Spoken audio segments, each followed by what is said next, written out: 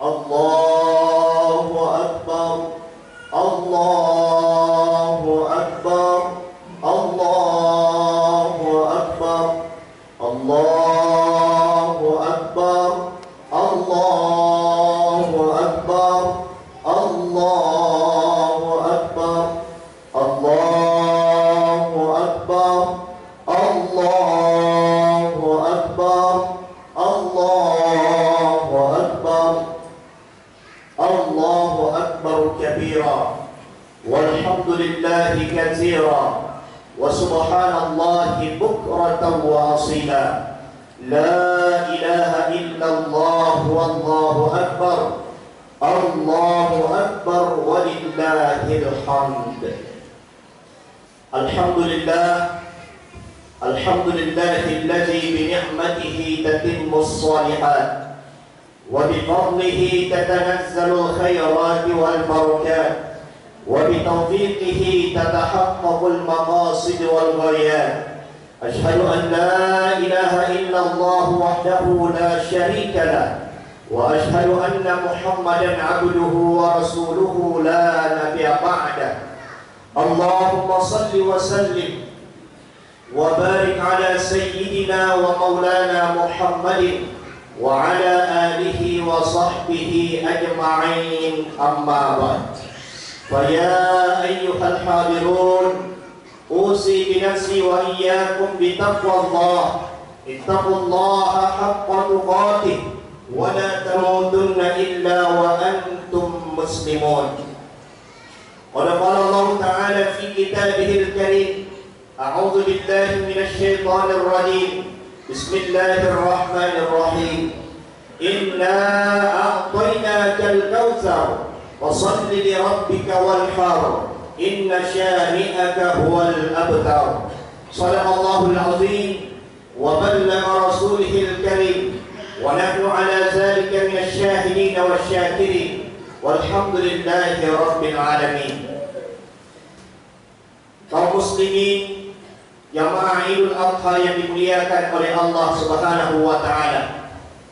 Pada pagi yang mulia ini adalah hari yang dimuliakan oleh Allah. Hari ini disebut dengan hari raya Id karena memang dia adalah hari yang besar, hari yang dibesarkan oleh Allah untuk kita orang-orang yang beriman. Disebut hari ini dengan hari Id karena memang dia akan kembali datang setiap tahun. Tahun dulu dia datang, tahun ini pun dia datang.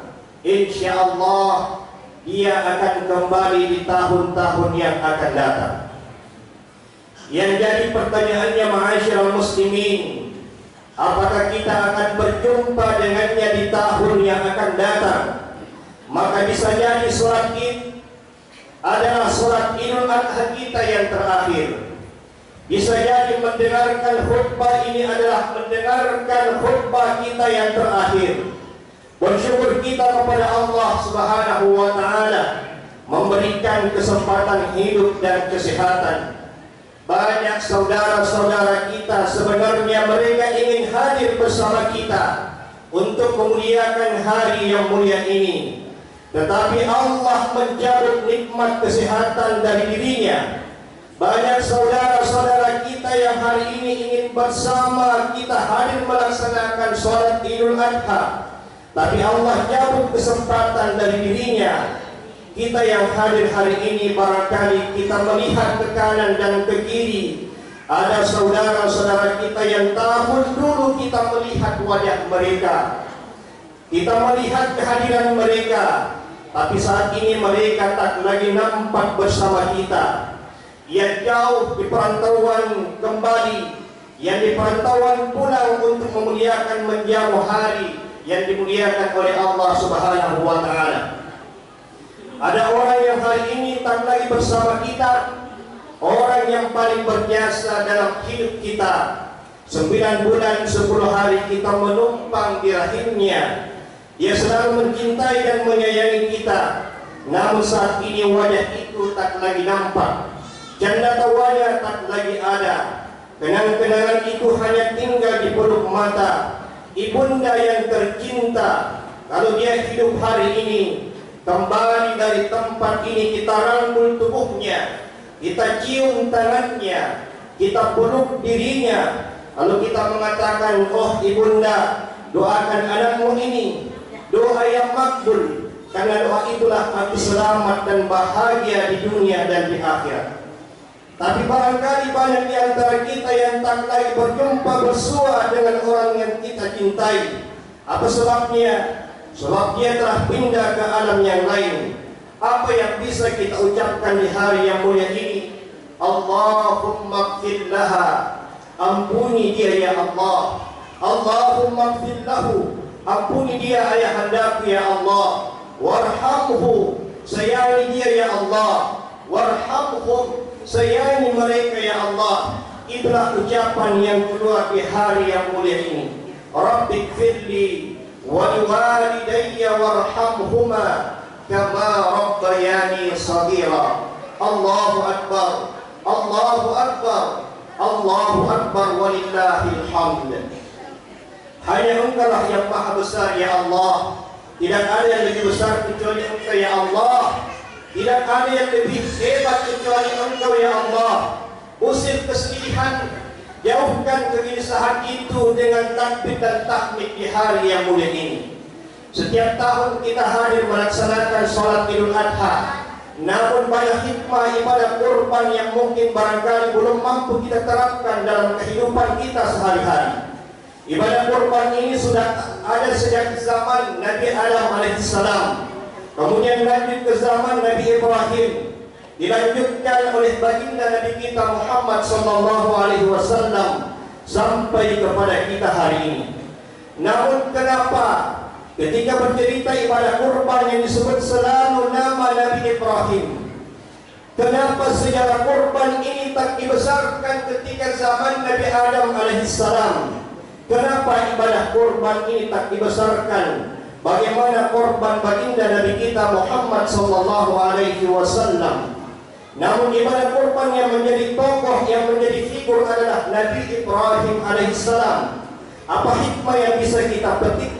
Yang pertama, hadirin yang dimuliakan Allah, ibadah kurban menceritakan kepada kita bagaimana dulu ada seorang insan hamba Allah disebut dengan Ibrahim alaihissalam, digelar dengan Khalilullah.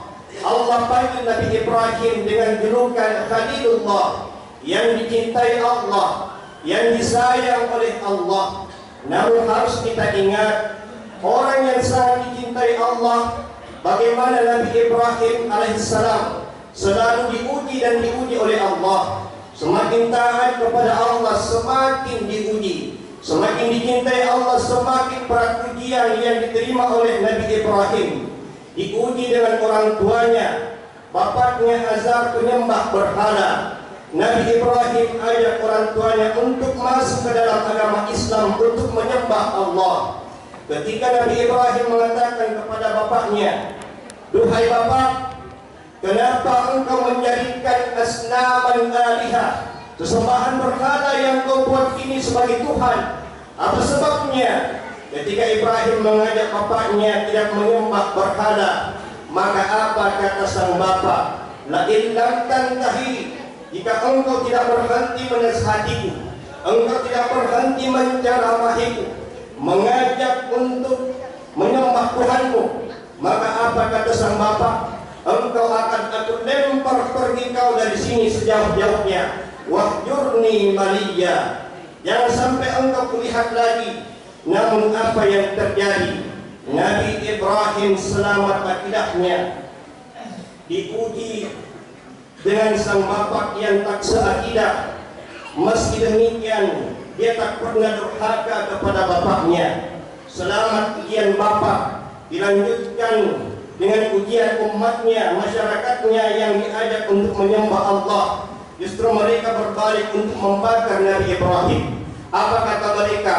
"Harriquhu", bakar Ibrahim. Hari itu juga mereka kumpulkan kayu bakar. Nabi Ibrahim pun dibakar. Kemudian Allah berkehendak, disitulah mukjizat datang. Api tak membakar Nabi Ibrahim. Walaupun masyarakat tak mau diajak untuk menyembah Allah, Nabi Ibrahim tetap sabar dan tabah, lulus ujian keluarga, selamat ketika diuji dengan masyarakat, maka diuji dengan pernikahan. Lama menikah dengan Siti Sarah, kemudian lanjut menikah dengan Siti Hajar, tak dapat anak keturunan. Sampai masanya keturunan itu baru ada di umur 86 tahun. Apa yang diinginkan Allah? Allah berikan ujian dan cobaan. Bukan Allah tak ingin memberikan keinginan, bukan Allah tidak ingin menjawab doa-doa kita, tapi Allah memberikan ujian dan cobaan agar jiwa ini semakin kuat, agar jiwa ini menangis merintis sujud kepada Allah. Setiap orang beriman pasti akan diuji oleh Allah. Semakin beriman, semakin kuat ujian dan cobaan. Ahasiban nas ayyutraku ayyaqulu amanna wa hum la yuftanun. Apakah manusia mengira akan dibiarkan berkata amanna, saya beriman ya Allah, wa hum la yuftanun, padahal kita tidak diuji selagi nyawa di kandung badan. Ujian itu akan selalu datang silih berganti. Allahu Akbar, Allahu Akbar, Allahu Akbar, walillahil hamd. Lulus ujian keluarga, lulus ujian masyarakat, selamat ujian pernikahan, disambut dengan ujian yang besar, maka namanya disebut dengan di dalam salat, kama shallaita ala Ibrahim wa ala ali Ibrahim, kama barakta ala Ibrahim wa ala ali Ibrahim. Itu bukan sekedar nama yang diucapkan oleh lidah, namun dia adalah tokoh public figure, tipikal model yang wajib dicontoh oleh umat hari ini. Anak yang satu-satunya dicintai oleh Nabi Ibrahim, Allah minta untuk dikorbankan. Ketika Nabi Ibrahim berkata kepada anaknya, wahai anakku, ya bunayya inni ara fil manam, sungguh dalam tidurku aku bermimpi anni azbahuka, aku menyembelih lehermu wahai anakku. Fanzur maza tara, apa pendapatmu tentang hal itu? Ayat yang soleh menanyakan kepada anak-anaknya, dan anak yang soleh pun menjawab, if'al ma tu'mar, wahai bapakku, lakukan apa yang diperintahkan Allah kepadamu. Satajiduni insyaallahu ma'as sabirin, insyaallah aku akan sabar menjadi orang-orang yang sabar, menerima ketentuan Allah. Lulus ketika diberikan Allah ujian besar, maka Nabi Ibrahim adalah contoh yang harus dicontoh oleh umat hari ini. Sabar menghadapi ujian, di PHK kemudian miskin, susah hidupnya, kesehatan yang hilang, penyakit yang tak sembuh-sembuh, ujian cobaan yang datang silih berganti. Semua itu akan membuat kita semakin kuat menghadapi di masa-masa yang akan datang. Allahu Akbar, Allahu Akbar, Allahu Akbar, walillahil hamd. Ibadah kurban yang pertama memberikan contoh kepada kita bahwa kita harus tegar, kokoh menghadapi ujian hidup seperti tegarnya Nabi Ibrahim alaihissalam. Hikmah selanjutnya adalah ibadah kurban. Ketika Nabi Ibrahim berhadapan dengan bapaknya, maka apa yang terjadi? Sang bapak melempar Nabi Ibrahim, akan memukul menghantam Nabi Ibrahim dan menyuruhnya pergi. Namun yang dibalas oleh Nabi Ibrahim dengan mengatakan salamun alaika, keselamatan atas engkau duhai bapakku. Sa'astaghfiru, aku akan mendoakan engkau kepada Allah Subhanahu wa ta'ala untuk memberikan ampunan. Ternyata ibadah kurban memberikan pelajaran bagaimana Nabi Ibrahim mencontohkan berbuat baik kepada kedua orang tua. Saat ini kita tak menghadapi masalah seperti Nabi Ibrahim alaihissalam. Kita hidup dengan orang tua, ibu bapak seakidah, seiman, yang sholat 5 waktu, bapak ibu yang rajin ke masjid, yang membaca Al-Quran, agamanya Islam, keluarga kita Islam.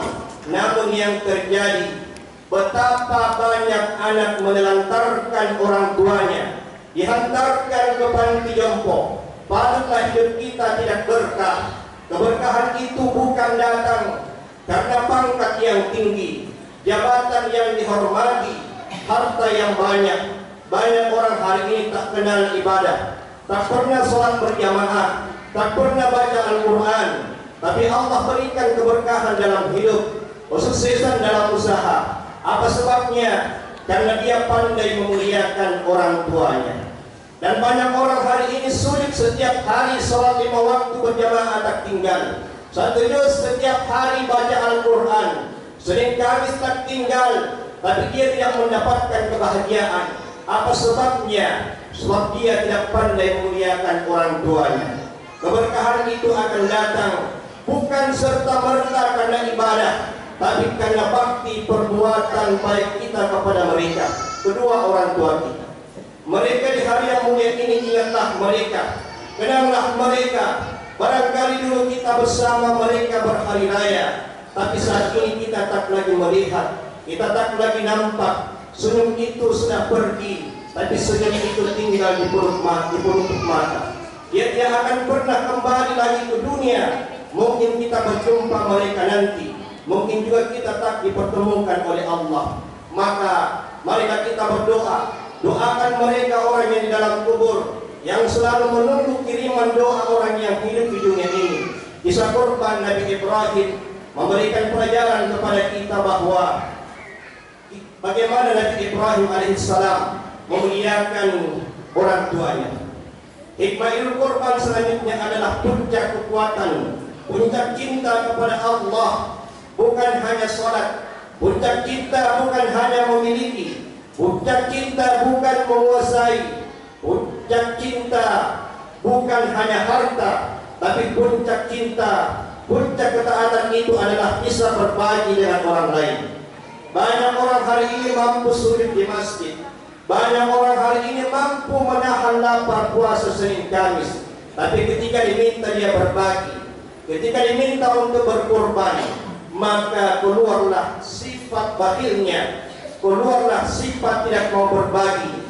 Inilah bentuk hikmah ibadah kurban. Jangan bangga dengan ketaatan kalau kita belum mampu untuk berbagi. Apa yang dicintai, itulah yang kita persembahkan hari ini kepada Allah. Dari Sabang sampai Merauke, kalau kita lihat kurban umat Islam hari ini, tak satu pun yang mampu berkurban seperti kurbannya Nabi Ibrahim alaihissalam.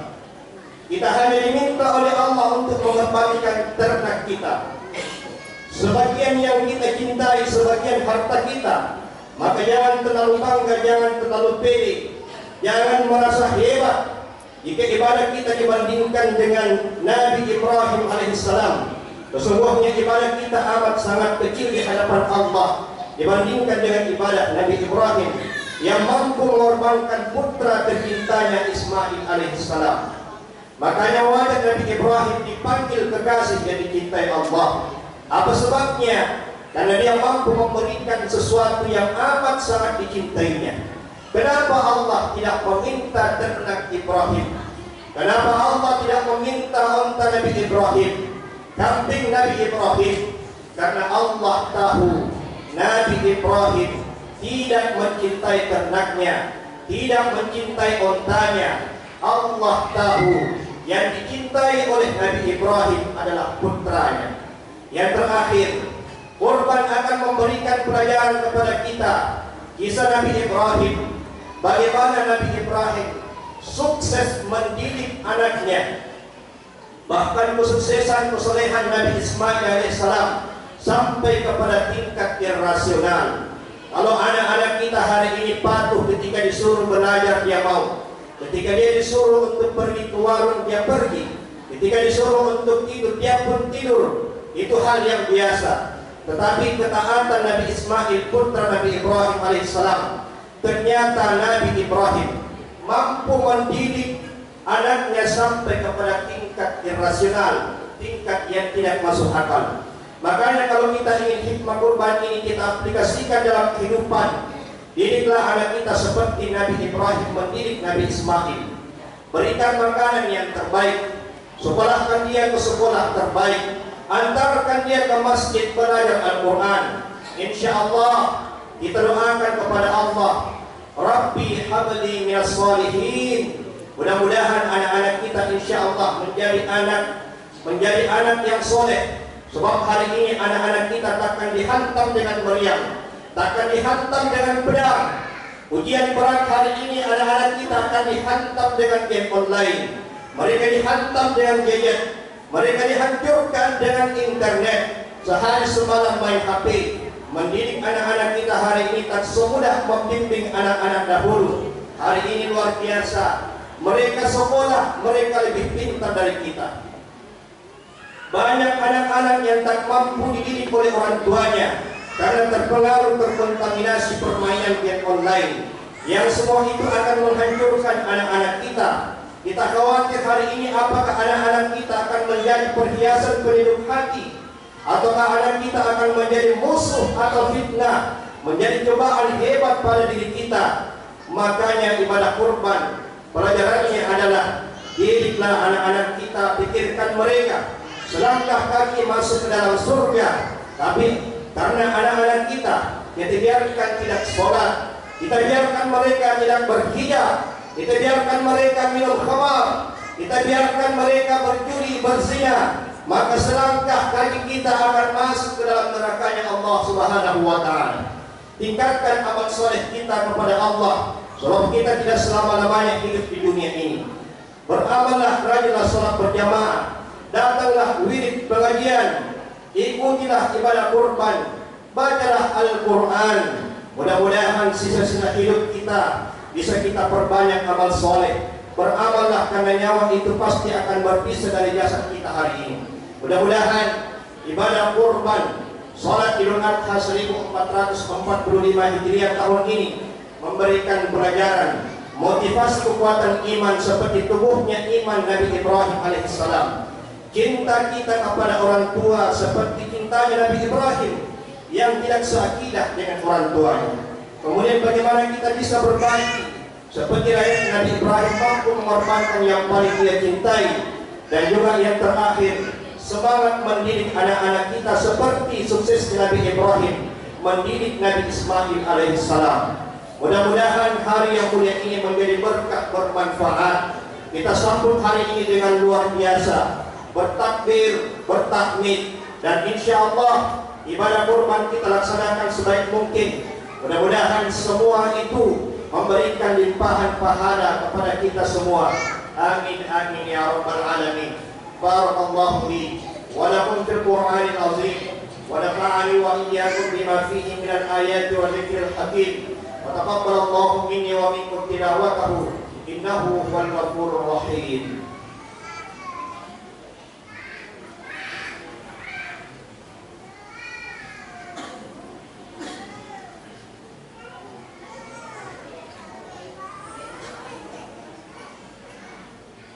Allahu Akbar, Allahu Akbar, Allahu Akbar, Allahu Akbar, Allahu Akbar, Allahu Akbar, Allahu Akbar, Allahu Akbar, walillahil hamd.